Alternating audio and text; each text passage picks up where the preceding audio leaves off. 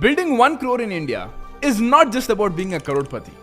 It's your ticket to true financial independence. Once you cross it, everything changes. But the sad reality is that less than 30 lakh people in India are actually crorepatis out of a population of 140 crore Indians. That's just 0.2% of the population. But the good news is that by 2030, at least 1 crore crorepatis will be made in India. But the question is, will you be one of them? Let's start with why 1 crore. Because after 1 crore, your investment starts generating more money than most people's salaries. Think about it. Once you have 1 crore rupees invested, you have created another you who is passively generating 1 lakh rupees per month. What do most people do? Most people exchange their time for money to pay for liabilities like home loans and car loans and get stuck in this never-ending loop. But once you have 1 crore of savings, the passive income that it generates can help you pay off at least 60 to 70% of your EMIs. And that is the beginning of your financial freedom journey. Now, before I actually teach you how to become a crorepati in less than 10 years, let me first bust the biggest myth of all that keeps millions of educated Indians poor. I hear this constantly. Sharon, if I just had a job shift from TCS to Google and start making 50 lakhs per annum, then I would be rich overnight. Completely wrong. The problem isn't your salary. The problem is the lifestyle inflation trap that millions of Indians get sucked into once they move into a bigger city. I've seen software engineers making upwards of 30 lakhs per annum but still have a savings rate much lesser than a government employee making 12 lakhs per annum. How is this possible? So when you start earning more in India, the society immediately upgrades you to a higher minimum expected lifestyle. We see this all the time. Moving from a 20k per month rent in Whitefield to 70k per month rent in Indiranagar. Upgrading from a Honda Activa to a 1 crore BMW. Moving from cooking at home to ordering constantly from Swiggy almost every single day. Now, before you know it, your increase in salary quickly vanishes into higher lifestyle expenses. Now, don't get me wrong. You definitely need a minimum salary to become a crorepati in the next 10 years. Our parents got half of the advice right.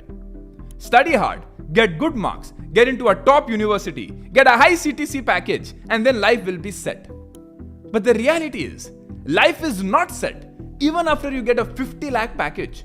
Because unfortunately, schools and colleges did not teach us what to do with that money once it hits your bank account.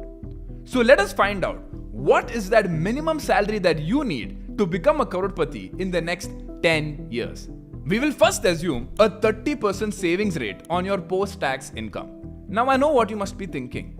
Most people are not able to do this because they take up too many loans very early on in their life and living a hand-to-mouth existence. Do not be that idiot, else you will always be financially poor. Second, let us also assume that you can increase your savings rate by at least 10% every year. Now I know what you must be thinking. Sharon, it's not possible to increase your salary by 10% every year. I get that. But I also know that if you work really hard and if you're in the top 20% of the employees, it is very easy to get promoted at least once every 3 years and get that 15 to 20% hike. And to also do a job shift once every 5 years and get a 30% hike. That way, on an average, you can definitely generate a 10% salary hike every year.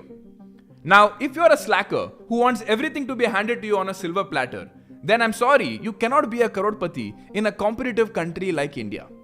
So if I assume a 30% savings rate and a 10% step up in savings every single year, you will need to earn at least 12 lakhs per annum after generating 12% post-tax returns. Now the best part is, you don't have to pay any income tax on that 12 lakhs per annum post-budget 2025. But what about the taxes on the 1 crore that you just made? You don't have to pay any taxes until and unless you sell that 1 crore. Remember, we did not just make that 1 crore to spend it. We generated that 1 crore to be financially free. So until and unless you sell it, you don't have to pay any taxes. What do rich people do? Billionaires like Elon Musk don't actually sell their shares when they have to buy a yacht or a mansion. They actually take a loan against those shares at a very low interest rate. And that way, they don't have to pay any taxes. You can do that too by taking a loan against your mutual funds at 10 to 11% interest rate. That way, whenever you have to make a big purchase, you don't have to sell your stocks or mutual funds to actually make that big purchase. But now comes the tough part. How do you actually generate those 12 to 15% post-tax returns to actually become a crorepati in the next 10 years?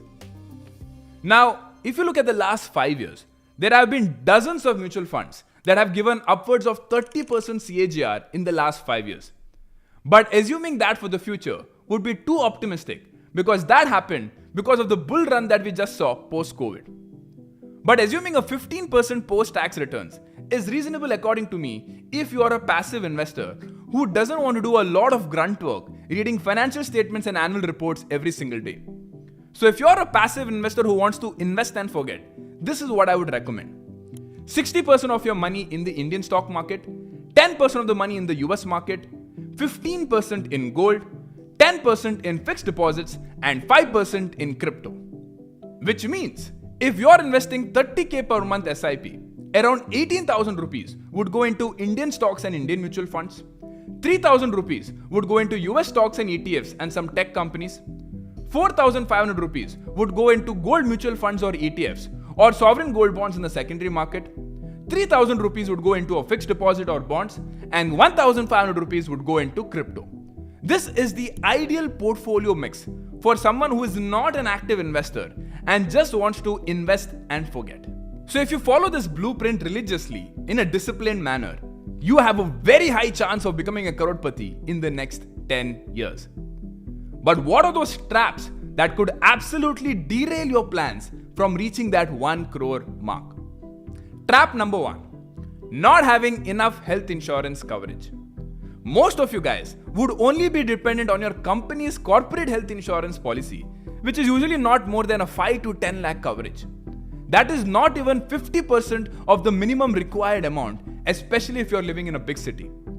Imagine getting a 20 lakh hospital bill forcing you to sell your mutual funds. Bye-bye crorepati. Not just that, if you ever lose your job to AI, that company health insurance policy becomes invalid, and most of these policies have very unfavorable clauses which forces you to pay an additional amount even if you have the coverage. If you need free advice on your existing policies and if you need to upgrade to a better policy, you can check out the link below where we provide free advice on all kinds of health insurance and life insurance requirements. We also help you get out of the bad policies for completely free of cost. Trap number 2, family pressure spending. This is probably one of the biggest wealth killer for Indians. Most Indians are very comfortable spending 20 lakh on a wedding, that too on a loan. And they're very comfortable taking a 1.5 crore home loan as soon as they get married. If you do this, your chances of becoming a crorepati before you turn 45 is almost next to impossible unless you start earning at least 40 to 50 lakhs per annum. Trap number 3, increasing your monthly expenses by more than 10% every year. Learning how to budget is an underrated skill among India's youth.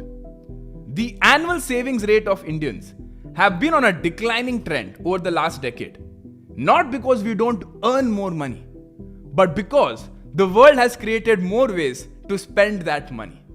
Always remember guys, if you're making 1 lakh per month or 10 lakh per month, the world will always convince you that you absolutely need that new iPhone 17 to be happy.